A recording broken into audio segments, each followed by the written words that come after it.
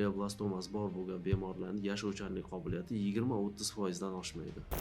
Glioblastoma bu bosh miyaning eng xavfli agressiv o'simtasi hisoblanadi. Ko'p holatlarda bu yana miya rak kasalligi ham deyiladi va bosh miyaning sog'lom to'qimalarini jadal ravishda yemirish bilan kuzatiladigan xavfli onkologik kasallik hisoblanadi. Bugungi kunda glioblastomani to'liq davolash bu juda ham qiyin masala hisoblanadi. Statistik ma'lumotlarga qaraganda, hattoki eng rivojlangan davlatlarda ham 5 yil davomida glioblastomasi bor bo'lgan bemorlarning yashovchanlik qobiliyati 20-30% dan oshmaydi. Ammo bu glioblastoma umuman davolab bo'lmaydi degani emas. Agarda siz glioblastomani boshlang'ich davrda neyroxirurgga murojaat qilsangiz va operatsiyadan so'ng vaqtida nur ximiya terapiya olinadigan bo'lsa, unda yashovchanlik qobiliyati ancha yuqori hisoblanadi.